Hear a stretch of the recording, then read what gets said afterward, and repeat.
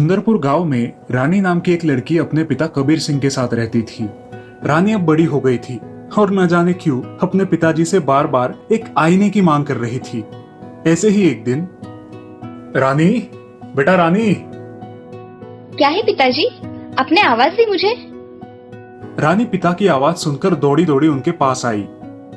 हाँ बेटा, ये लो तुम्हारी जरूरत का सामान। कल तुम कह रही थी ना कि तुम्हें एक आईना चाहिए। ये लो, मार्केट में मिला सबसे महंगा आईना है, खास तुम्हारे लिए लाया हूँ। थैंक यू पिताजी। वाह, ये तो बहुत सुंदर आईना है। मैं तो इसे अपने कमरे में लगाऊंगी। तुम चाहे जहाँ लगाओ, अब तो ये तुम्हारा हो गया है। रानी बहुत खुश होकर वो सुंदर आईना अपने कमरे में लेकर गई। उसने आईना तत्काल अपने खूबसूरत रूम की सुंदर दीवार पर टांग दिया। आईना लगभग 15 इंच लंबा और 15 इंच चौड़ा था। गोल्डन फ्रेम का यह सुंदर आईना कारीगर ने बड़ी नजाकत के साथ बनाया था। रानी आईना दीवार पर टांगने के बाद अपने बिस्तर पर किताब पढ़ने लगी। अचानक उसे महसूस हुआ कि उसका कमरा तरह तरह के रंगों से रोशन हो रहा है। जब उसने चारों तरफ नजर घुमाई तो उसे आईना चमकते हुए दिखाई दिया। जब रानी ने देखा कि उस कमरे में फैल रही रंग बिरंगी रोशनी आईने से निकल रही है, तो रानी बुक छोड़कर बिस्तर से उतर कर आई और आईने के पास गई। रानी ने ध्यानपूर्वक उस आईने में झिलमिलाते रंगों को देखा। वो हैरान हो गई। उसने उस आईने को बारीकी से देखा तो अचानक आईने में से रंगों के साथ एक डरावनी शक्ल आ गई। उस डरावनी शक्ल को देखकर रानी की जोर से चीख निकल गई और उसी समय आईने में आई उस डरावनी शक्ल ने अपने दोनों हाथों से आईने से बाहर निकलकर रानी की गर्दन को पकड़कर उसे आईने में खींच लिया। रानी जोर से चीख पड़ी। तभी कबीर रानी की चीख सुनकर उसके कमरे में आया तो उसे रानी गायब मिली।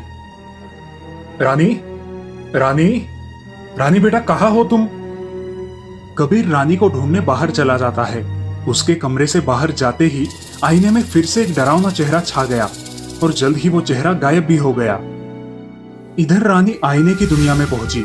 वहां उसे एक बंजर इलाका मिला जो पथरीला था। दूर दूर तक गहरा सन्नाटा था। ऊंची ऊंची पहाड़ियां थी। रानी बहुत भयभीत थी।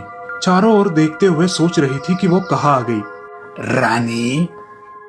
उस अकेली सुनसान जगह पर एक बूढ़े की मौजूदगी का सहारा पाकर रानी झट से उसके पास गई। आप कौन है? मैं तुम्हारी तलाश में पल पल भटक रहा हूँ। मैं कुछ समझी नहीं। अभी समझाता हूँ। ये कहकर बूढ़ा आदमी एक डरावना रूप धारण करता है। रानी जोर से चीखती हुई अपने स्थान से पलटकर भागने लगती है। बूढ़ा अपने रूप से डरावना भूत बन गया था और वो रानी के पीछे दौड़ने लगा।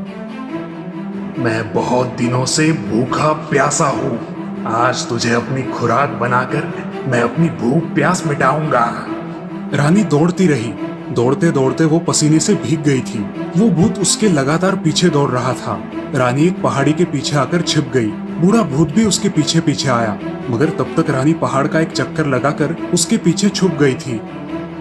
बूढ़ा भूत उसे अपनी नजर से ओझल पाकर वही थम गया और अपने कदम धीरे धीरे आगे बढ़ाने लगा।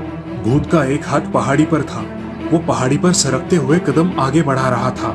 रानी की नजर उसके हाथ पर पड़ी। वो हाथ बहुत ही डरावना था। इसी कारणवश रानी फिर एक बार जोर से चिल्लाई। उसके चीखते ही भूत उसके सामने आ गया। ये देखकर रानी जल्द ही वहां से बड़ी फुर्ती से भाग गई। वो भूत रानी का निरंतर पीछा करता रहा। रानी बहुत जोर से हांफने लगी। उसके नंगे पैरों पे नुकीले पत्थर चुभ जाने की वजह से जख्म हो गए थे। वो अब ज्यादा दूर दौड़ नहीं सकती थी। रानी दौड़ते दौड़ते अचानक एक गड्ढे में गिर गई। गड्ढा ज्यादा गहरा नहीं था, लेकिन भूत के आने के पहले गड्ढे से निकल पाना मुश्किल था। वो भूत वहां आकर रानी के ऊपर अपनी भयानक आवाज से गुर्राने लगा। वो फिर से गड्ढे में घुस गई और अपने बचाव का उपाय ढूंढने लगी। तभी एक पत्थर उसके हाथ आया। उसने वो पत्थर उठा के पूरी ताकत के साथ उस भूत के चेहरे पर मारा। चेहरे पर पत्थर लगते ही भूत बौखला गया। तभी रानी फटाफट गड्ढे से बाहर निकलकर फिर से दौड़ने लगी।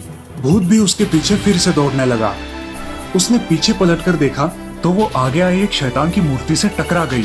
टकराते ही वो शैतान की मूर्ति झटका खाकर नीचे गिर गई और टूटकर टुकड़ों में बिखर गई। उस मूर्ति के टूटते ही भूत जोर से चिल्लाया और उसे भयंकर तकलीफ होने लगी। रानी उसकी आवाज सुनकर रुक गई और उस भूत को देखा। वो भूत किसी एटम बम की तरह फटा और चीथड़ों में बिखर कर हवा में उसके जिस्म के ढेरों टुकड़े लहरा गए। इसी के साथ हवा के एक तेज झोंके ने रानी को अपने साथ उड़ाया और जमीन पर कहीं दूर जाकर पटक दिया। गिरते ही रानी बेहोश हो गई। जब होश आया तो रानी अपने खुद के कमरे में होती है। रानी ने जल्दी से उठकर आईना देखा। आईने में अभी भी रंग बिरंगी रोशनियां झिलमिला रही थी। तभी रानी ने सोचा कि यह आईना उसे समुद्र में फेंक देना चाहिए ताकि और कोई इसमें ना फंसे, और ये सोचकर रानी वो आईना निकालकर फेंकने के लिए दे देती है। तो दोस्तों, इस कहानी से हमें ये सीख मिलती है कि कठिन परिस्थिति में भी हमें प्रयास नहीं छोड़ना चाहिए और अपने आप पर पूरा विश्वास रखना चाहिए।